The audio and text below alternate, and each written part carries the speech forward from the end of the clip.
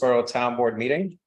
For those that are here in the room, the exits are towards the front of the building and the rear of the building. And if you will, please join me in the Pledge of Allegiance. I pledge allegiance to the flag of the United States of America and to the republic for which it stands, one nation, under God, indivisible, with liberty and justice for all. All right, so. All right, before we start with public comment, Oh, sorry. I thought I muted it. Okay. Yeah, so before we start with public comment, I just want to read something. This is related to the passing of Leo Masterson, our former controller. So this past Thursday, August 24, 2023, our former controller, Leo Masterson, passed away at the age of 66. Our deepest condolences go to Leo's family, including his wife, Lori, and children, Andrew and Sarah. The town of Lewisboro has lost one of its greatest assets and will be deeply missed by all who have benefited from his tremendous work ethic, financial acumen, inherent decency, and marvelous sense of humor. I personally am grateful for Leo's support when I served as town councilman and most recently as town supervisor. I appointed Leo as my deputy supervisor in January 2022. We worked very closely over the past couple of years and I learned quite a bit from Leo. At the end of 2022 and early this year, Leo had to focus on his health, but was still able to dedicate time to help me with our town's 2023 budget, including understanding all the intricacies of municipal finances. Leo made himself available to the town earlier this year to make sure the transition to our new controller was seamless. My last interaction with Leo was late June when he came to the townhouse to assist our new controller. I was hoping we would see more of Leo, but God had other plans for this great man. So, yeah, rest in peace, Leo. He was, I would say, a pillar to town government for the years that he served, 10, 11 plus years. So we're going to miss him. Wonderful. Yeah. So with that, and the information for anyone interested, visitation at the funeral home is Wednesday evening, 4 p.m. to 8 p.m. at Oker, Cox and Sinatra Funeral Home at 262 East Main Street. In Mount Kisco. In Mount Kisco, sorry. Yeah. And funeral mass will be Thursday, August 31st at 11:30 a.m. at St. Joseph Catholic Church, 95 Plumbrook Road, Somers, New York. Okay, so next we have, let's see. I have another communication item, might as well, since this is part of communications that I'll just put out there. So at the last town board meeting, I shared with everyone that we got the approval from New York State Department of Health to move ahead with the Oak Ridge Water District plant expansion project. And this past week, I received via US mail, basically the same approval from the county, Westchester County Department of Health. So we're on our way to get that. I'm not going to read this, it's multiple pages, but basically it's them indicating their approval for the public water supply improvement and including the approved plans. Yeah, so this is just another step in the process. We can make it available on the website. On the website, yeah, we can. That was, since we're doing communications, did you see this from Dave? I'm gonna ask you. Sure. Yeah, if you want me to read it, I will read it. No, Okay. no problem. From Chief David Alfano. To Chief David Alfano. Dear Chief, on August 9th, 2023, your department participated in a canine training exercise at St. Luke's School with our canine team officer Bando and Apollo. The exercise went very well and was a true team effort. The Director of Security and Events at St. Luke's was very impressed with your officers' knowledge and professionalism. Officer Andrew Llewellyn and Canine Zane's participation in the training exercise was very much appreciated. Sincerely, John W. D. Federico, Chief of Police from the town of New Canaan. Thank you. Polling.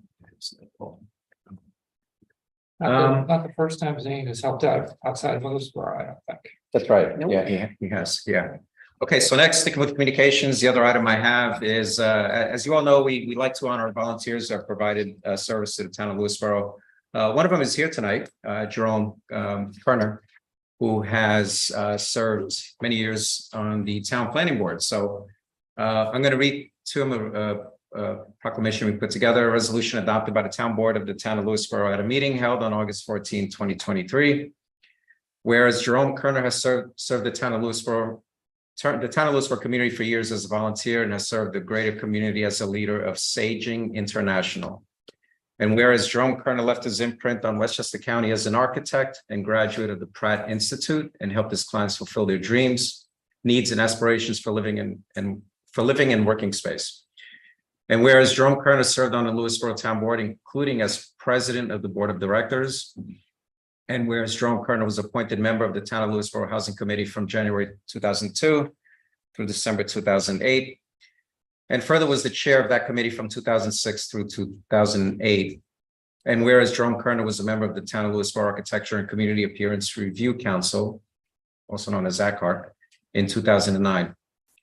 And whereas Jerome Kerner was a member of the Town of Lewisboro Planning Board from January 2010 to July 2023 and served as the chair of the Planning Board from January 2010 through February 2019.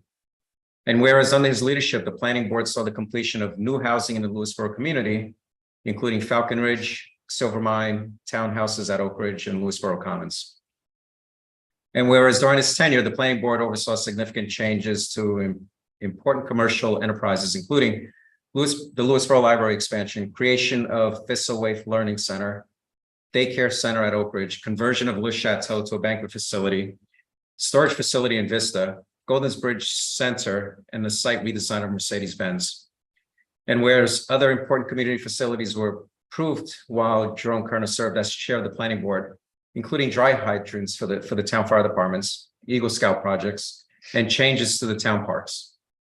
And whereas Jerome Kerner has been called upon to contribute thousands of hours of his time and his many talents to civic endeavors, and has always given of himself freely to volunteer. And whereas throughout the entire period of his community service, a period of constructive involvement, Jerome Kerner has stood constant in dignity, good grace, humor, and innovative thinking. Therefore, be it resolved that the town board of the town of Lewisboro, in recognition of his contributions, does hereby offer the congratulations and thanks of its populace to Jerome Kerner, and be it further resolved that this resolution be spread upon the minutes of this August 14th, 2023 town board meeting for future generations to see, and that this resolution be presented to Jerome Kerner. So Jerome, if you don't mind coming up.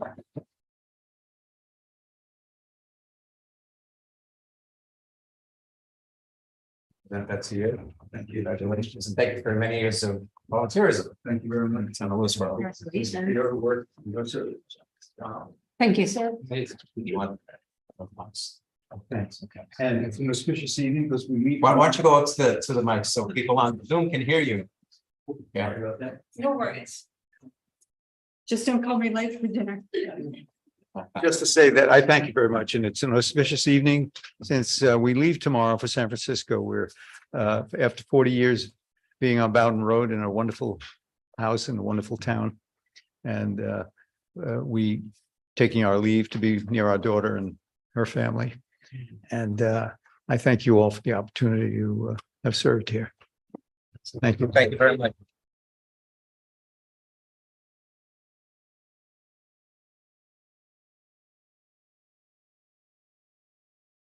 Okay, Enjoy your time with family. yes. Enjoy. And come back and visit once in a while. And bring us some sourdough. Sorry. Okay, so we'll jump to public comment number one. So anybody here have anything they would like to say? I guess not. Okay, over in Zoom. Anyone on Zoom? No? Okay. All right, next we have the consent agenda, which was left out of the agenda, but it's the approval of minutes of August 14th that were distributed to the town board. Motion to approve minutes of August 14th. Do I have a second? Second. Discussion? All in favor? Aye. Aye. I think I have to abstain because I wasn't here. Oh, okay, okay. It all looked good in comparison to the video, so. Yeah, they were, yeah, 20 minutes off. it was a quick meeting, right? All right, so we'll jump to new business. So the first one is a resolution to approve the use of press grant for electrification. As I announced at the prior meeting, we did receive a $100,000 grant, up to 100,000 from Peter Harkin's office for projects which include electric vehicles, EV charging stations, renewable energy generation, municipal building electrification, such as heat pumps, geothermal, etc. So so the purpose of this is to get approval from the town board for us to go ahead and apply for the grant for electrification, and some of the options that we are considering include geothermal for Onitru, as well as an EV vehicle, a Ford F-150 for the maintenance department. So we're trying to see, where we can get the biggest bang for the buck, and I think the geothermal seems to be an exciting one, and the one that the sustainability committee feels is probably the one we should go for. Yeah. Dan, if you want to add. Yeah, no, I think that's the conclusion we came to, that there could be the best return for the town on that one, reduced heating costs and opportunity to execute that project where we probably wouldn't have that opportunity Mhm. otherwise. And the EV truck be great as well, but we all felt like it seems those EV grants seem to come every once in a while, and we'd have chance for that in the future. But that would be a great, addition to the fleet as well. So whichever, we're trying to get as much data as we can about for applying for the geothermal. But we are trying to ride two horses now, just in case one doesn't pan out. Right, yeah. Okay, so I'd like to motion that we approve the use of the CREST grant for electrification. Application or? Submission of an application, sorry, yeah. Or a second. Second. Discussion. All in favor? Uh, Aye. Okay, next is it's a resolution to approve the UPSCU memorandum of understanding for use of outside services by the building department. Just to give you a little background, we had, because of the backlog of work within the building department, we hired an external agency, LaBelle Agency, LaBelle Engineering, to help us. And the union would like for us to get their permission the next time we engage with LaBelle, and this memorandum of understanding basically puts the language in place for us to do that. So this will be an authorization for the supervisor to sign the MOU. So I wrote that we authorize the supervisor to sign the memorandum of understanding with UPSCU with respect to the use of outside firms for town work. And I second. discussion, I have a question. sure. Was this discussed last week when I wasn't here? The background leading up to this? No. I'm just curious. Okay. Okay. I mean, I read it, I understand it. Agreement filed. And we had a conference with the mediator, and this is, we fleshed out a concept just to give them notice. When these occasions come up, because the resources of the building department sometimes are going to dictate. From our perspective, that Right. we'll have to bring in outside people, so. No, I understand. I totally understood it when I read it. It was the first time that I was hearing of the grievance was when I read it, and I didn't know that it was resolved. So I had missed it last No, week. You didn't. No. That's fine. I think it's a good solution, obviously there were exigent circumstances and we had to keep things running, and the union is, acknowledging that, but wants to make sure that we're still, at the same Yeah, So position on there. is there anything pending with LaBella Engineering now, or have we been able to phase that out? we pretty much phased it out. We did recently give them one project, which is a fairly complex, large project. And that's pretty much it. But going forward, going forward, we will have to let the union know when we will be engaging LaBella or anyone else. Yeah, in lieu of a building inspector. So, all in favor? I Aye. do roll call vote. You can do all in favor. Do a roll call? No, you can do all in favor on that, but did you second, Oh. Councilman Shaw? Did you second? I said yes, I know. and I seconded it. Okay. No, all in favor is fine. I just know we had a second. I'm sorry. Yeah. I heard. Got it. I Okay. support our union, so I seconded it. Okay. Next we have it's another resolution authorizing the supervisor to sign the New York Alert Use Agreement. This was on the agenda a few months back. But we had one of the emergency management folks as the executing authority. And so we had to change that so that the supervisor is the executing authority or authorized signatory. So Ministerial error on the drafting, I guess, right? So, correct. I would like Yeah. to move if you don't mind. oh, I'll please, second. I'll withdraw my motion. So go ahead, Mary. I move that we approve or authorize the supervisor to sign the New York Alert Use Agreement for our emergency management program. Can I second? I did already, but you Okay. can if you'd like to. Okay, discussion? So I just want to, just so the folks are aware, so this is a platform, it's similar to, it's the exact same platform that if you're receiving New York alerts today, the town has free access to that platform, so it doesn't cost us anything, so we can actually, right now, I'm the one that has access to it, I can send out messages to whoever is enrolled. We So have about 800 people enrolled in it. it's important that everybody sign up for this service. So if there is an emergency like there's an accident on 35 and you can't get through, we'd let everybody know by emergency or getting ready for a big storm perhaps. Or even informational items, if just But information that nothing, we feel should be shared. nothing too excessive. So the information would go back out by email and or Email, phone phone call. calls and text and text messages. messages, correct. How do people sign up currently? It's on the website. It's on our website, New York Alert. I don't have the exact. Here, allow me. And we Someone could, can fill the air while I'm looking. yeah, for so we could, and we can certainly put this in an email blast. If, yeah, you search New York Alert, or maybe public or New York Alert. This is great Section because of it puts us on the same page as the rest of the state. And we'll get more, it's not just for us to put out notifications, but we'll also receive notifications from other.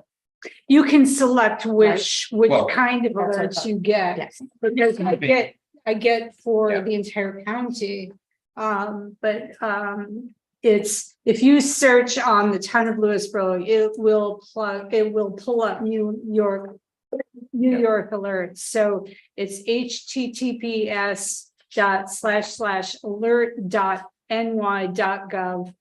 https://alert.ny.gov/enroll to sign up for it.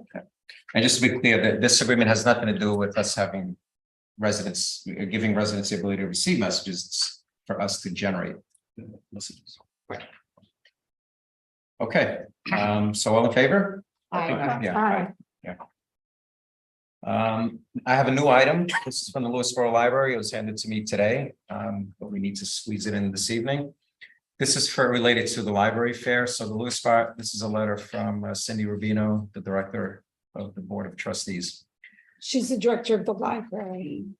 She's the director. of the Director library and the board- and- representing the Board of Trustees. Thanks for clarifying that. That's right. So so I'll read her letter. The Lewisboro Library has requested that the town authorize the use of On True Farm buildings and grounds for the annual Lewisboro Library Fair to be held on September 9, 2023. And at any other time needed in preparation for and cleanup after the fair. Our fair coordinator, Julie McCaffrey, has met with the Parks and Recreation Supervisor, Nicole Caviola, several times and has kept her informed of our plans.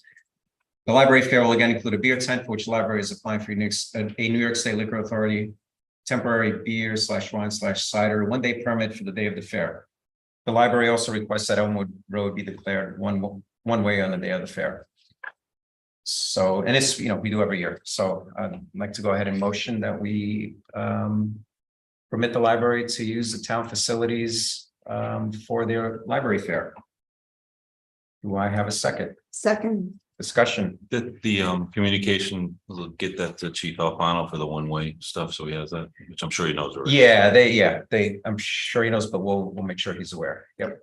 Yeah.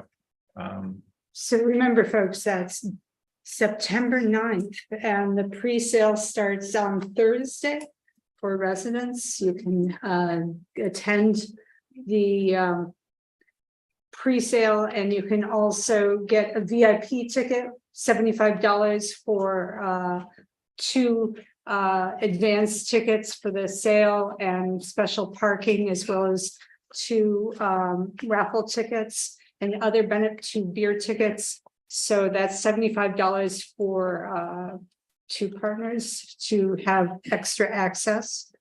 So contact the library. Okay, great. Thanks for that. So all in favor? Aye. Aye. Okay, next we go to old business. So we want to finalize a tree ordinance and set a public hearing.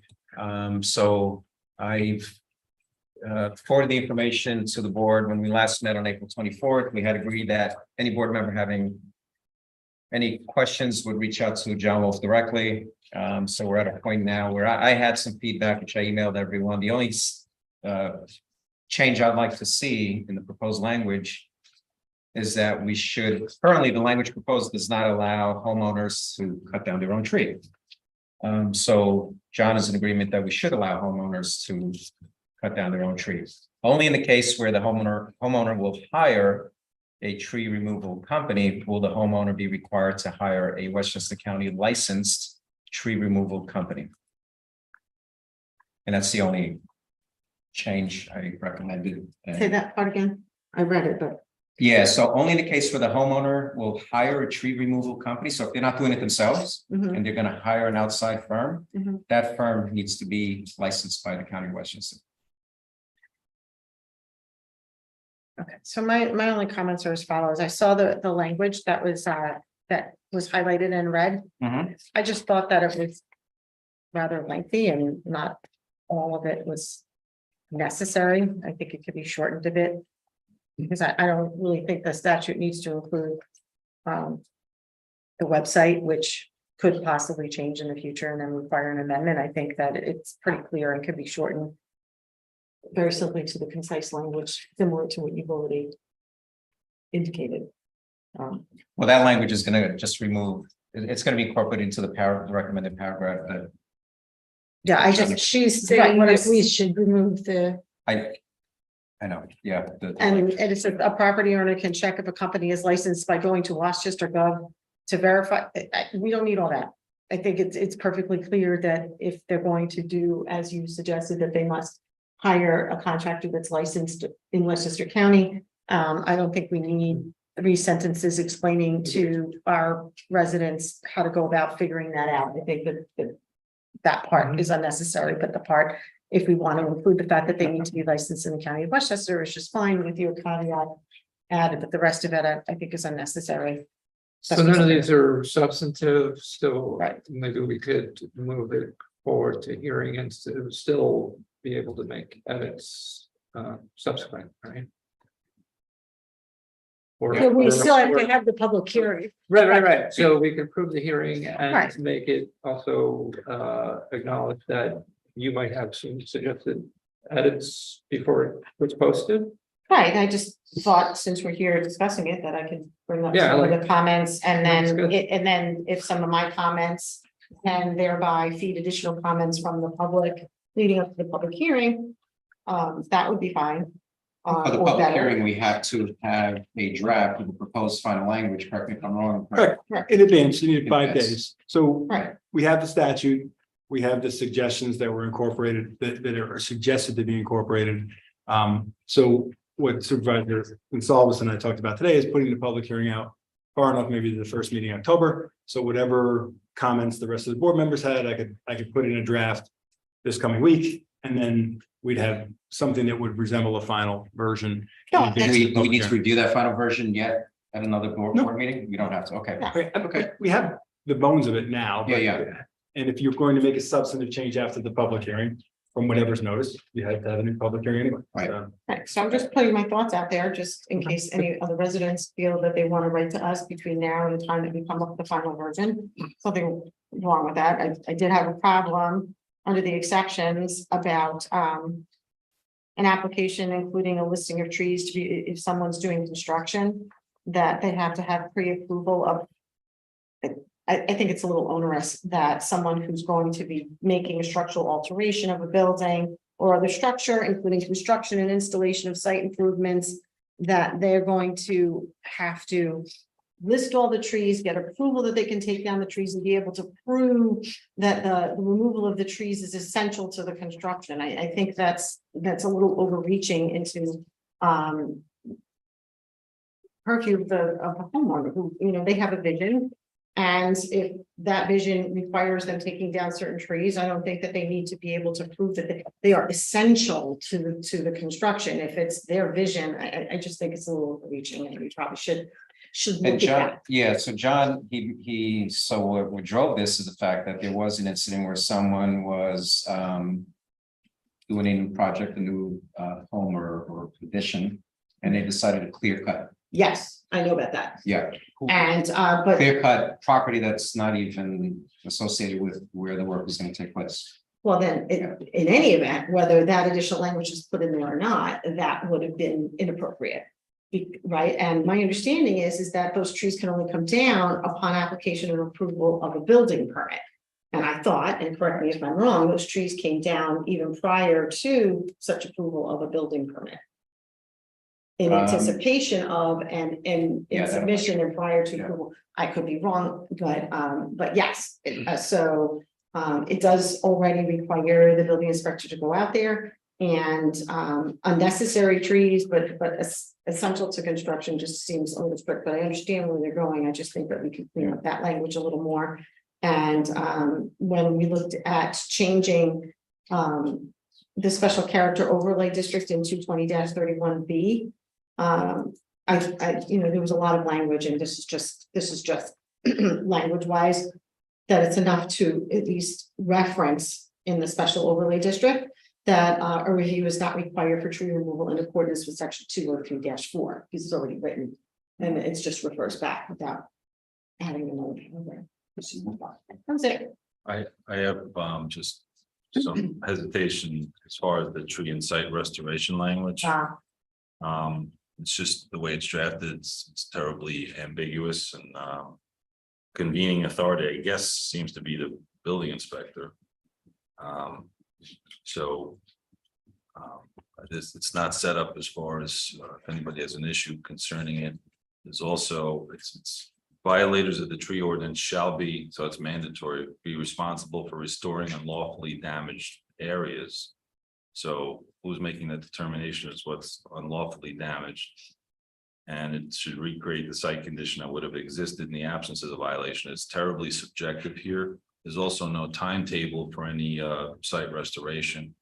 And who has the final say, and if anybody has an issue concerning it, any recourse either from local court or what have you. And it says that the tree replacement could potentially reduce fines. And I thought that we might consider something about tree replacement in lieu of fines. And allow the homeowner to determine which cost they would prefer to incur, but to incur both may be extremely expensive and overly financially burdensome. That was just one thought. Is John Wolf on? John Wolf was, yeah, let's see if he's on. I mean, ideally, we should have had these discussions John W. after April 24th, when we said we would have these discussions, but I asked John to, yeah, John W. John? I asked you to unmute. I thought John's starts out JAW, if I remember correctly. That might not be John. It JOHNW. might not be. John Wolf, if you're on, could you raise your hand on Zoom, please? Rich, could you explain a little more about you're saying this section is He raised his hand. really vague. Okay, That we're not hearing. I mean, I've already unmuted him. Maybe he has a problem. Right, because it's in two parts. It's first, it's predicated upon unlawfully damaged areas. So the first have to be a determination that something was unlawfully damaged within the meaning of the statute. That's the first part. Wouldn't that just be a matter of referring back to the statute, the content of the statute to determine that? I mean, is that the whole point of this code? Yes, but if somebody has a dispute, or say it's comes within one of the exceptions, for example, they should have an opportunity to be heard on that. Well, that's- But that's a given, isn't it? yeah, I mean, by the time you're called a violator, doesn't that mean that process has already been, already been executed? If not, Not necessarily. I mean, that's. Well, typically, when there's a violation issued, like a code violation, aren't they typically given a ticket and asked to appear? We're asked to remedy first the situation. We had this happen recently, according to our building inspector, with someone who took down too many trees. right, and that's part of what I And the rest heard about second or third hand, and the amount of money that is being discussed as far as addressing the issue. Just But seemed terribly let's try to subjective. take one thing at a time, and I think like your concern was the vagueness around violator, so I think it'd be good if we determine whether or not there's looseness there, or whether we're not making a connection back to some other process which determines the violation. I think, just from my perspective, that the terms of the restoration will probably be troublesome for a local court to enforce on the restoration side. This should be. I'm not suggesting that you remove them as much as maybe include them as factors that a court can consider in imposing sentence. Right, you have no, under the tree and site restoration component, you have no definitions of any of the. Or in terms of the conditional discharge upon a finding or a plea of guilty. I think that those things can be part of it. But logistically, if you're talking about restoration and somebody is found to have violated the section, the chapter, and removed 5 60-foot hardwood maple trees or ash trees, well, I don't say ash trees, but elm trees or whatever, it's impossible to restore that. And Right, and be hundreds of thousands of dollars to simulate that. if you local could court even do can't it. possibly enforce that. Okay, Yeah. I mean, the $500 fine, $250 to $500 is really, it's not a misdemeanor. Well, I think Okay? that's, So I it's think really a that, violation. I think that's why they said, that you have to replace a tree that's between 24 and 30 inches. If you cut a solid tree like that down, then you have to replace it with 6 trees. Yeah, you're not. There's no way you can replace it Never with, replace 70-foot. you can't replace it with another one. That's just, But or also, at least I couldn't. you have a on my definition budget. issue, you have, and you also have an enforcement issue. Because you're talking about a restoration plan with the maintenance plan, the agreement of security to ensure survival and maintenance for a minimum of 3 years. So that means it would be, as we have it, building inspector would have a 3-year commitment to go back periodically. What happens if you had, for example, some kind of disease like we've had with the Ash with the borers. ashes in town, and then I think that's beyond the scope of building inspector to just simply have that, ability to make those judgment calls, as opposed to say an arborist or something. Yeah, I think that if there's a diseased or dead tree, that's an exception. We've got beech trees that are sick. We've got ash borer trees or ash trees that are falling over because they're hollow on the inside from being attacked. That's not counted as far as taking down the trees. Yeah. that's No, what but you're exceptions, talking, we're just talking about post replacement. And I think, if that situation occurs, we do have the ability to call in the arborist, I believe, correct? We have a provision for that Yes. in there, so. If that becomes an item of contention, we can call in a qualified arborist. I mean, the main intention of the statute, which I, did a lot of work to help draft, is that, the intention here is to prevent, clear cut. That's what we're trying to do. We've done a lot of work as far as defining what that is, subject to certain. That's or getting exceptions. Yeah, to the root of the issue. yes.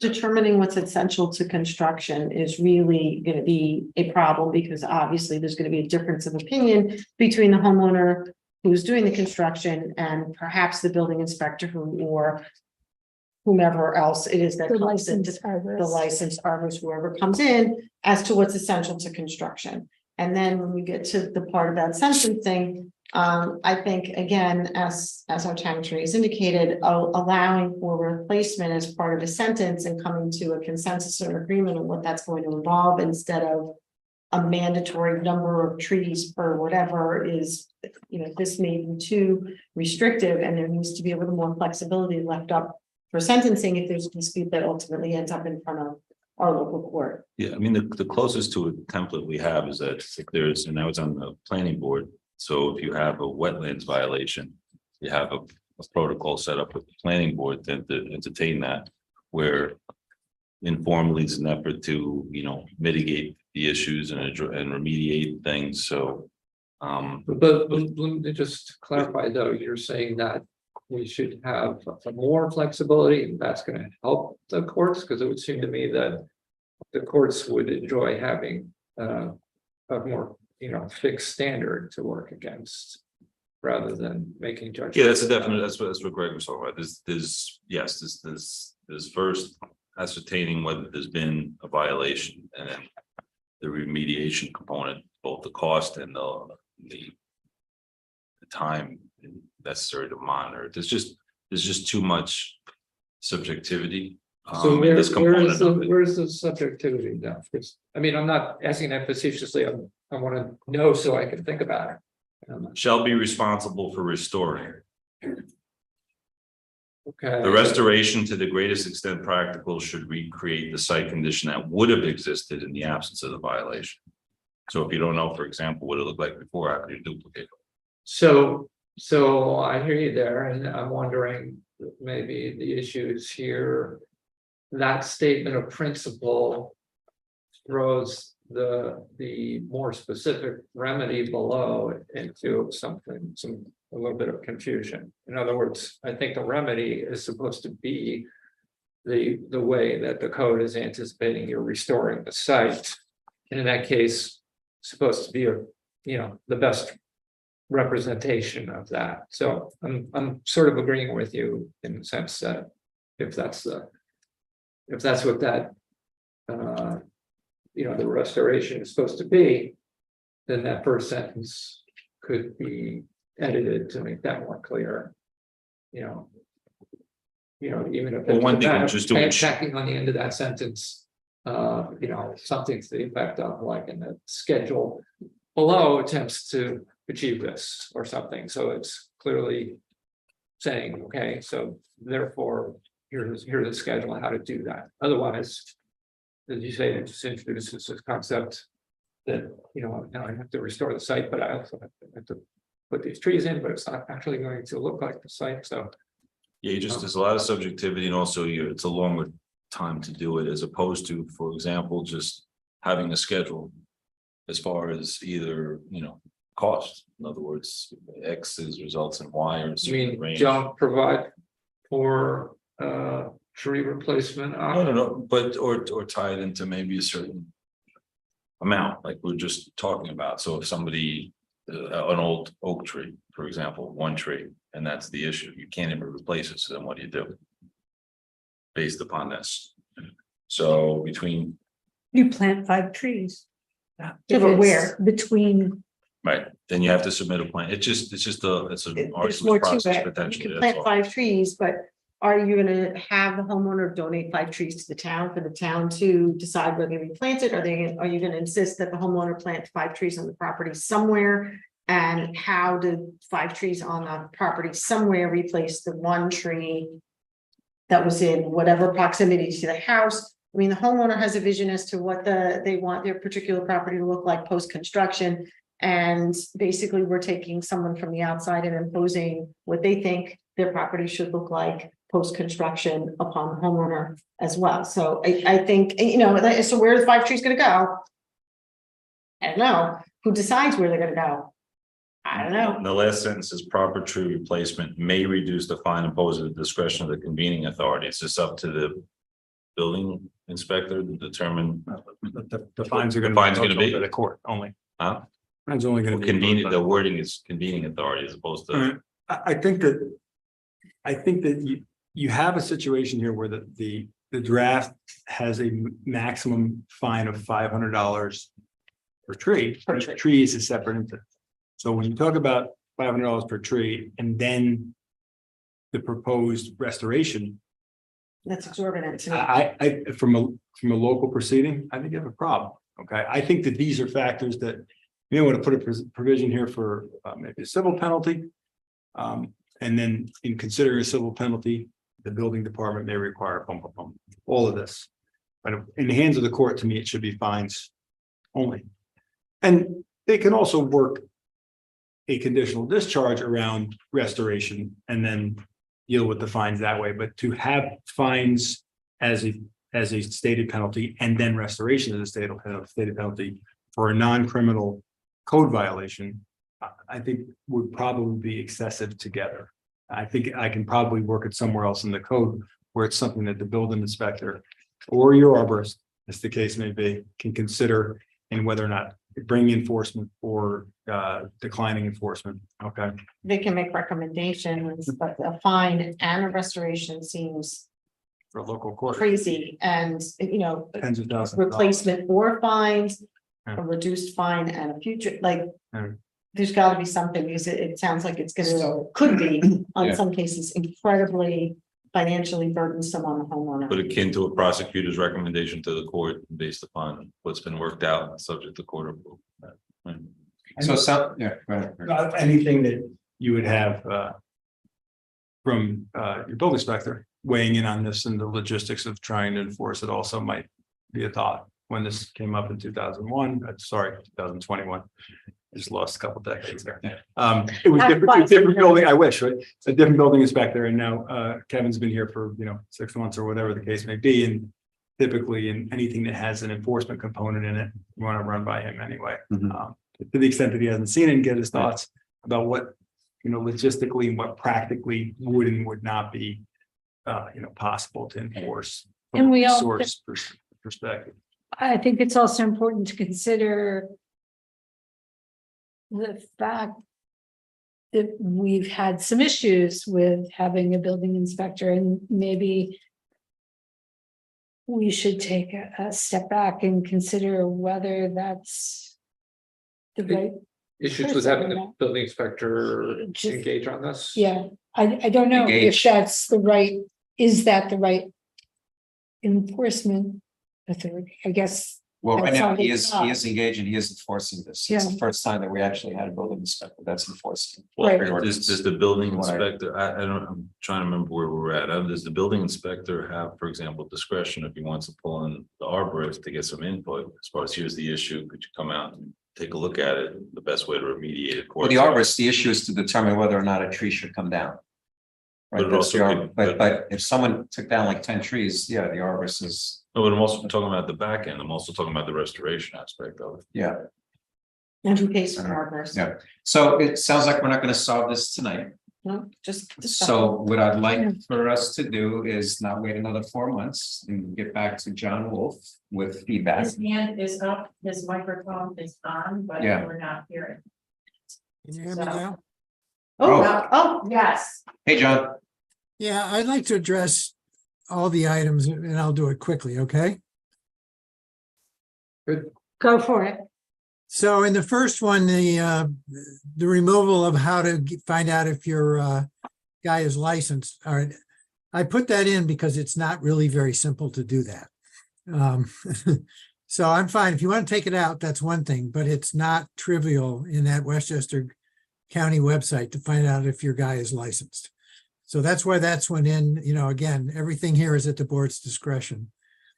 In terms of the new construction, I worded it that way because you can't leave it arbitrary. And that's what it is in the current wording.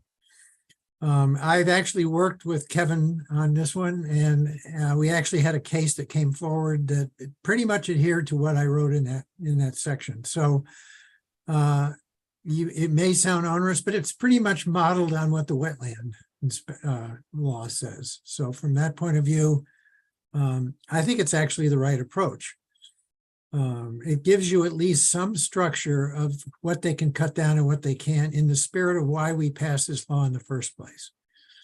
All right, that's number two. Number three, in terms of the special character district, it was a clear mistake.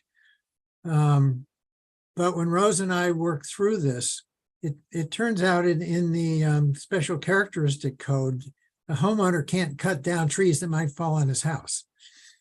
So we made a correction in that regard. That's really the major change other than just correcting the mistake. So, you know, it's a little off the topic, but I think it was only fair in that code to correct that errel. Because I live in. There's any issue about No. that? No. Okay. I think there's an issue about that, John. No, Yeah. no issue with that. So, well, somebody had some issue about that section, but that section is just correcting just a plain old mistake. The fourth It was one- just with regard to the language chosen and how to shorten it and have the same effect, that's all. Yeah, well, that's what the lawyer gets paid for. So as long as he doesn't change the meaning.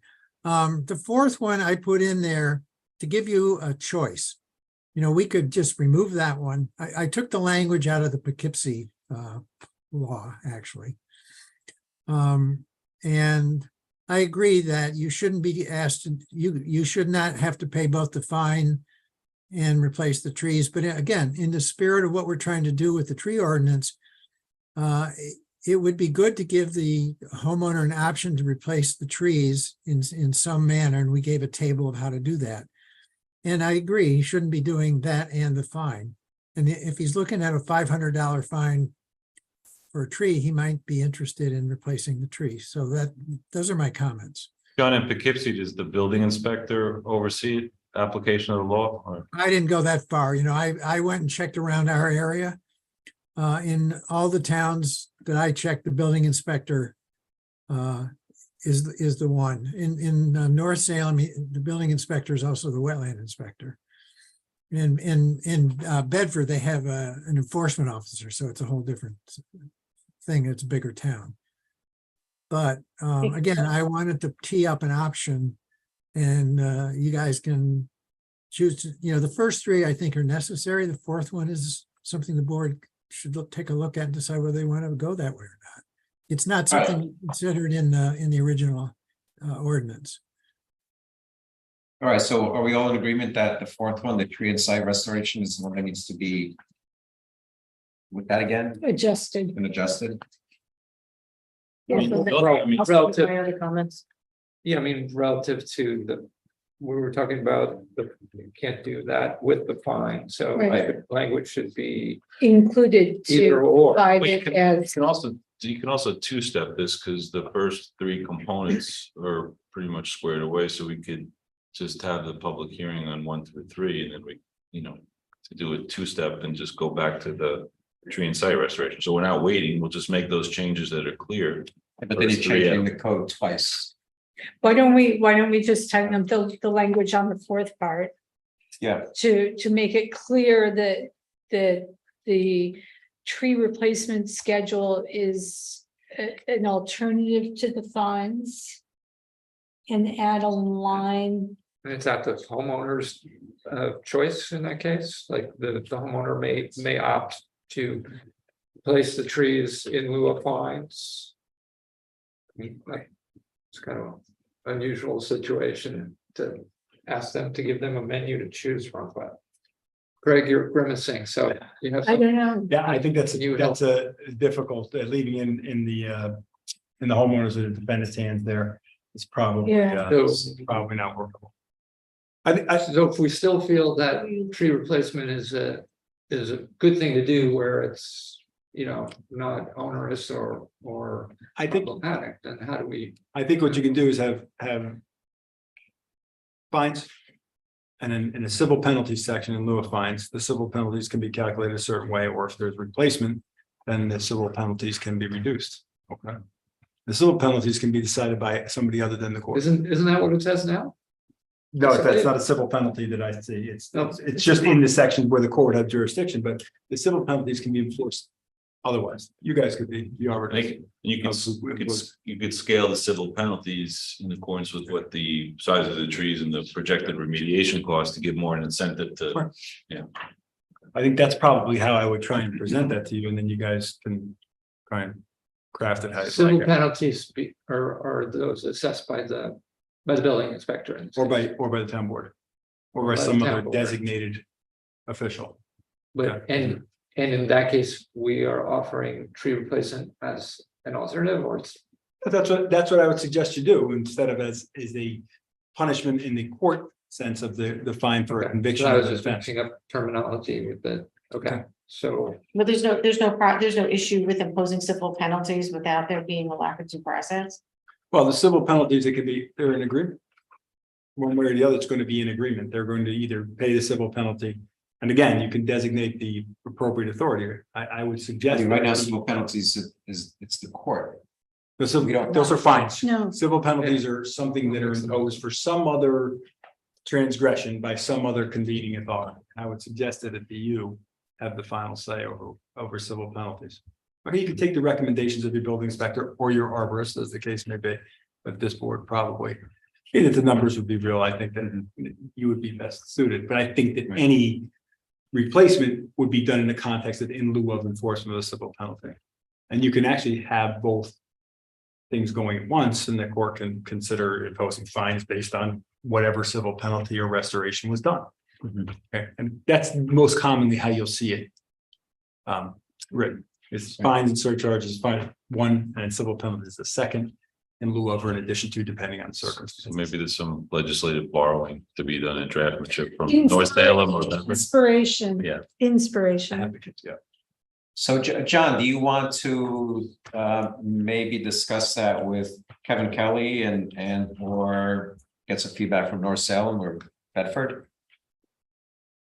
Yeah, actually, I mean,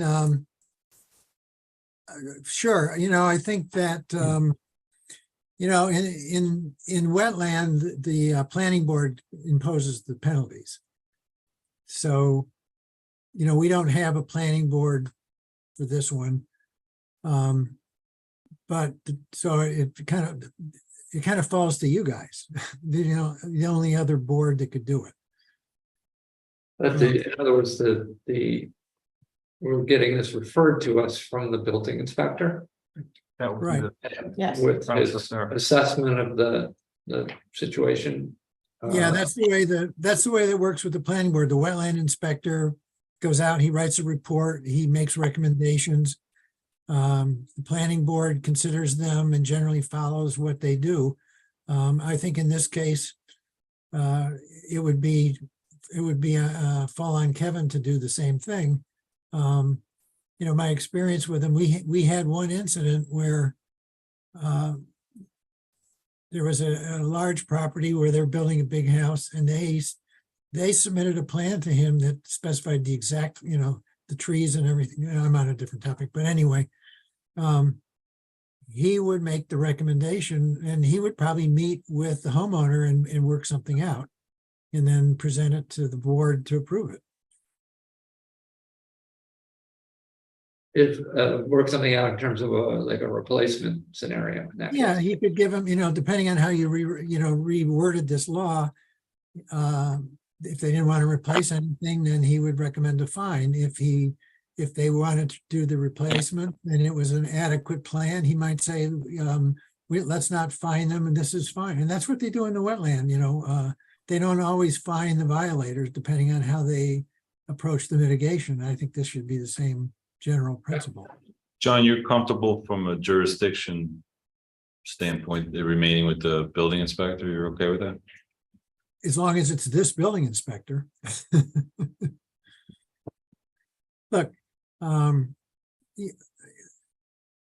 two previous building inspectors didn't enforce this law, but the current building inspector is taking it seriously and does, so I'm fine with that. As long as he's got the time to do it, he has so far, and I think you're giving him some help. So, yeah, I think, I don't know who else would do it. I mean, the only other would be as if you wanted to have Jan Johannesson get into it, but it's fine, it's working. And in talking to the other towns, it took a number of years for their tree ordinance to kind of take hold and be recognized by people and people starting to turn people in. So it's going to take a little while to get where we want to get with this. Okay. I mean, So, those changes as just described sound reasonable. I wonder if we can ask Greg to make modifications along those lines. Thank you. Yes, maybe we could get it back next meeting-ish and then put it for a hearing, 30 days-ish. yeah, we're looking for a public hearing beginning of October, first meeting in October. So if we can get it by the September 18th meeting, that still gives us time to, That's what I was asking, what did you want to do? September 18th and 26th. 26. yes. Okay. All right, good. And then we'll run that by John again and, yeah. get Yeah, I his- just want to point out that I will No, not. be- yeah. I will Sorry, not John, go be ahead. at this, I will not be at the September 18th meeting. That's right. Yeah, I'm going to be off in the middle of nowhere with no connectivity. good for you. Congratulations. So can we get something before then, before he leaves to review? Good you. That's not even an issue. Okay. Next week. 18th is 3 weeks. Next week. Yeah, if you give me on something, vacation. I can take it, I can take it with me and read it, so that's not a problem. Yeah. All right, good. Yes, you send it directly to John, copy us. Whatever you like. Yeah, that works. Okay, and then we'll take another stab at it. So should we schedule the public hearing at this point, or do you suggest, Greg, that we, It's scheduled for the first meeting in October. Okay. That's, so let's do you that. can always move it if for whatever reason you're not close enough. Yeah, so in terms of Jen, notice, the notice is 5 days before. It's gotta be on the site. The notice public hearing will be up, but the text of law has gotta be public. It's gotta be available to be seen within 5 days. Okay. I think you're like 11, 9th or 10th of October. Right? 11th. Yeah, it's the Tuesday Yeah. after Columbus Day, yeah. Okay, And it's the same day the kind of budget is due. oh, yeah, that's right. Right, so you want, Fun never ends. so the public hearing is gonna be set for the time. Yeah. Or do we want to push it out? Even further? I don't know. Yeah. All right. Hey, John, are you your availability, John, in October, 10, 11, and it would be the 24th, 23rd. 23rd. 23rd. That seems like a safer date to me. Is that okay with you, John? October 23rd for the public hearing? I have to look. Okay, You want to just schedule it then at the next meeting? yeah, we can schedule Yeah. the next meeting. That's fine. October 23rd, you're saying? He's checking that. Yes. Yeah, as far as I know, that works for me. Okay. All right, let's go for it. 10:23. It is. Motion for that. Let's go to the public hearing and then the. I move. Have a second? Second. Discussion? All in favor? Aye. All right. Okay, so next we have No, public we've got comment it. number 2. So anyone here would like to say a comment or talk, say anything? How about on Zoom? Anybody on Zoom? No, No? Okay. All right, oh, so. wait. Give it, I was just saying, give it on vacation. Bless you. Carol, I'm asking you to unmute. Hi, Carol Cernak, Farvey Farm, South Salem, New York. I think this tree ordinance, can you hear me? Yes, we Yes, can hear you, yes. Carol. I think this tree ordinance is in the infancy stages and I appreciate everybody's work that they've put into it, but you're talking about hiring an arborist. Who pays for the arborist to determine whether a tree is diseased or a tree needs to be taken down or if it can be saved? At the farm, I've taken down trees that I've been told we're fine, and when you take them down, they're not, and just the opposite. And who pays for the arborist? Is this another burden on the taxpayer? The tree ordinance, I think at best is confusing, which leads people not to want to follow it. And next, I want to ask, why does the tree removal company have to be licensed by Westchester County? When we allowed Hickory Homes to deal in our 4-acre property by the Salt Dome without any documentation of where the trees were coming from and being processed from. Is there anything on the website that talks about lanternflies, the spotted lanternfly, and diseases that are upcoming with the trees and what we should be looking for as citizens? Who is exempt from the proposed 3-tree limit? I manage a 125-acre farm.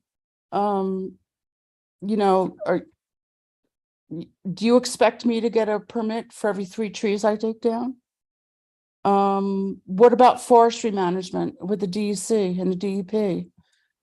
If I volunteer in that system, do I still have to follow your ordinance? Does the building department receive a stipend for becoming the enforcer of the town code? Similarly to what we've experienced in the past, or is it written into their agreement, their employment agreement? And what about the tree replacement species? I could take down an oak and plant a swamp maple. Ooh, Or I could take down an oak and dig up a sapling and grow it for 3 years and plant it, and it'll meet the conditions.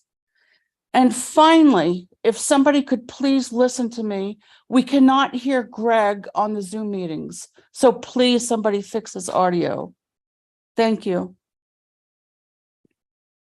Thank you, Carol. Anyone you, else? Carol. That's it. That's it? Okay. Okay, next we have approval of claims. I'd like to motion that we approve claims. Second. Discussion? Yeah, just discussion. I just want to point out that sent to the board, I think on a little over a week ago, the photos and information about the condition of the interior of LES. It's been continued leaks and some visible mold in the hallway. I appreciate the supervisor jumping on this immediately. I know that KLSD is going to be is in the process, I think, of getting a roofing contractor based upon the communications. I just ask that be watched carefully. We have to ensure that our town employees who work at LES, as well as the residents who come into that building, have a safe place to be at. And we have to, I think, really keep on our landlord to make sure that that's rectified in the short term. If it's not, we have to look realistically at what our lease obligations are. So I'm hoping that it's going to be rectified in the short term, because the safety and health, safety and welfare of our employees has to be paramount in that building. Okay, anyone else? I just have a couple of things that I need to review with Cheryl regarding the sludge pumping. I think a couple of these got miscategorized. So I just need to check this with, there were 2. Should be in the district. They should, yeah, they were miscategorized in the wrong district, so I gotta clarify that with her. So what do you want to do? Do you want to hold off? So or do we you can, wanna- we can approve, I think, and correct me if I'm wrong, Greg, we can approve with the understanding that these 2 items will be clarified and sorted out. You can correctly. conditionally approve it. Yeah, The claims. okay. Okay. So moved. second, I think we did, So it was Tony first, then Pam second. I think. Yeah, and then we did And then discussion, so. all And in favor? was that a modified? Uh, Well, we're conditionally approving, Correct. yeah. Okay. Right? You're Correct. conditionally approving, Okay. So all in favor? Aye. And so you check with Cheryl in the morning. Yes, so before Correct. payments go out, correct, yeah. Okay, so that's unanimous. Yes. yes, that's all I have. All right, next we have announcements. No, polling. Oh, of the sorry. board. Trying to get ahead of No myself. offense. All right, polling of the board. Oh, sorry, Rich. So just take a little, looking forward to the library fair. I don't know, 60 something years that we've had. So September 9th, Saturday, 10 a.m. to 4 p.m. Morning, I'll be helping out with parking, and I think in the afternoon I might be partaking in the dunk tank at some point. So please- Me? You will. Maybe. Yes. So please come out and support that. It's important for the operations as a former trustee like myself and Mary. It's an important part of the calendar to support the library financially for programming. It's an integral part of their operations. Please make sure you come out September 9th. It's going to be an awesome day, 10 a.m. to 4 p.m. Lots of events, bigger and better than ever. Please make sure that you're there to support the Lewisboro Library, the heart of the community. Thanks, Rich. Mary? The last Food Truck Friday is going to be held on September 1st at Lewisboro Town Park from 6 to 8. Music, games, great food, and family fun. The new brochure will be coming out for the fall on September 13th, so be ready. Send it out, right? It Got it in the mail. Yeah, I You think did? I think it hit it already. It's already early. Oh, great. So it's Check your mailbox. registration that starts on September 13th, my bad. For the library fair, the pre-sale starts on the 7th. And this year there will also be a pre-sale of Attic Treasures starting on the 8th at 10 a.m. The early access costs $25 unless you buy one of the VIP tickets, then you get in gratis. And Thursday then night, and Friday. Friday during the day, Thursday evening, Friday during the day, Saturday all day. And then the post sale is on Sunday, the 10th.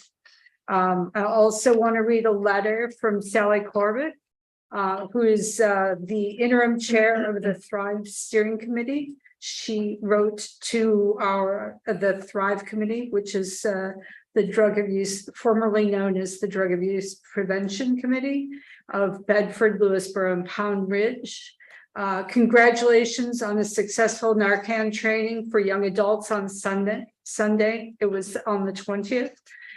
Put on by Thrive, Bedford, Lewisboro, and Pound Ridge. Thanks to all, but especially Tammy and Donna for the legwork they did for the event, to Lewisboro for use of the venue, and to the 3 wonderful volunteer presenters from NCADD Westchester. And then they sent a Dropbox link of the photos that we can use for publicity and newsletters. And we'll be working with the library to make sure that we have a Narcan education event that's not just for kids, young people going off to college, but for the rest of us as well. With the increase in overdoses, we want to make sure we can do everything we can to help keep our neighbors and loved ones safe. And I just also have to add a note about how grateful I am to have had Leo Masterson cross my path in life. He taught me a lot about finance and also taught me how to become a Yankee tolerator. So as a Mets fan, his patience and and grace with which he educated us on something less than thrilling as far as budgets and finance and spreadsheets was he brought it to life, and he made it interesting. So, and we had a lot of laughs about baseball as well. Thanks, Mary. Andrew. I too would like to join the rest of the town board members in acknowledging the passing of Leo Masterson. He was a great man. He was an amazing advisor to all of us. An incredible, very dry sense of humor that usually caught you off guard because you didn't expect it coming. This is not just a loss to those of us who sit up here, and a loss to our town government, but a loss to our community as a whole. For those of you who didn't know him, he really kept us running and kept us informed. Those of us who have to make the decisions that affect all of you out there. And I think I would be remiss not to mention that Leo is part of a larger list of losses that this town and this community has suffered this year. We have lost board members. We have lost community volunteers. We have lost longstanding veterans who gave so much to this community. Yeah. So much, hours and days, and just so much of their time to make Lewisboro a better place. And Lewisboro is suffering a great deal this year, and it's going to take us a little while to recuperate. So, But we'll do it together. yep, we will. That's right. Dan? Yeah, I can't really add to that, but thank you, Leo, for all these good years. Yeah, so thanks, Leo. He's gonna be missed, that's for sure. The only other item I have is we received, and this we're gonna take this up at a future board meeting. But I received a bunch of emails, and there was a lot of them related to short-term rentals in town. So that is something that, and I think, Dan, you also had gotten some feedback from some folks, and so we need to take a look at that. The steering meeting. Yes. And then, Yeah. and I I think, think all of us have received input on Right. those short-term rentals, and So I think we'll be the- looking into that. the steering committee, wanted to bring that in as a kind of official part of the plan process, so. So We there's a take couple look of ways we could do that. as part of the plan process. Well, The and the comprehensive plan, the master plan process is really very much focused on soliciting community input, right? So that's been, their job has been, organizing that and working with. So the idea is, okay, well, we need additional community input for this question. Right. So I think we should put that out there. We can just generally, solicit it, but I'm thinking we could also put up a simple like Google survey with a couple of questions on there. Are you aware of any short-term rentals? We should do something beyond a Google survey for people who are not technologically inclined. We have to provide an alternative way for their For those of you input. who may have no clue what we're talking about, there's there is a great deal of concern from many of our residents about things like Airbnb and VRBO and owners of homes in town renting out short-term to visitors or vacationers or weekenders, and that having an effect not only on the makeup of the community maybe, but more or less really on the environmental impact for those who are not familiar with living in a lake district and concerns of that nature. And perhaps as part of the master plan, since one of the next steps is talking about zoning changes, how that would look and what the town can or cannot do to limit or monitor or somehow regulate those types of things. Yeah, and I know that's being regulated in some towns. Some municipalities do have code to restrict or limit short-term rentals. Well, yeah, this is an issue that's going to be, 50-50. And Oh, yeah. I'm not exactly 50-50, but there's going to be people who, for example, have always rented out their place in the summertime and they've gone up to Maine or whatever. And that's, you know, if you don't watch your definitions, you know, those things could become a Right. problem. Or so there's a lot of issues here.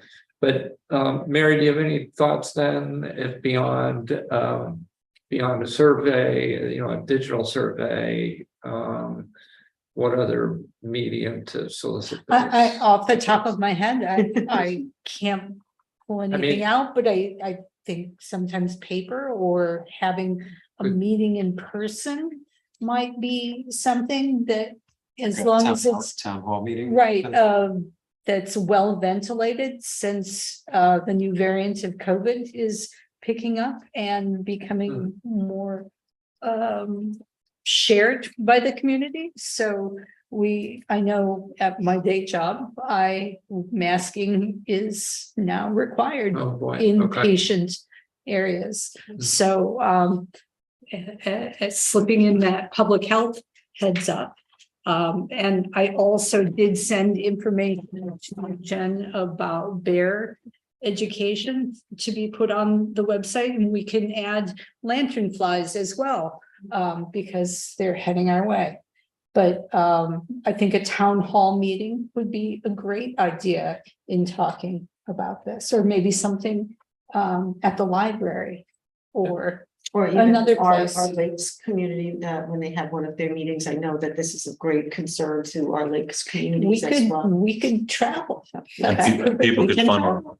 people could funnel emails right to the steering committee right one way. Yes, as they well, can. right? Yeah. Sure. And Did we, you want as the board members, can receive Okay, emails. so, yeah, I just want to let people know that, yeah, we have received the emails, we We will had answer them. conversations. And all the ones I received, I've answered, saying that we will address, or take a look at this issue and figure out a plan of action. So I think, that's all I have for polling. So announcements, the next town board meeting is Monday, September 18th at 7:30 PM here at the townhouse. I don't have an executive session. I think I mentioned there was one, but my mistake. It's actually for the next meeting. Sorry. September 18th, so, I do have a question on personnel. Should okay, I take a minute? okay. All right, so motion to go into executive session. Discussion, all in favor? Aye. Thanks, everyone here in the room and everyone over Zoom. Is this our new or your new chief of staff? Did you want to introduce her to the town? Carrie Wolf. Oh, Carrie, why don't you come and be on camera? Yeah. I don't know. No, it's, yeah, thank you, Carrie, for being. Thank you for coming. Oh, yeah?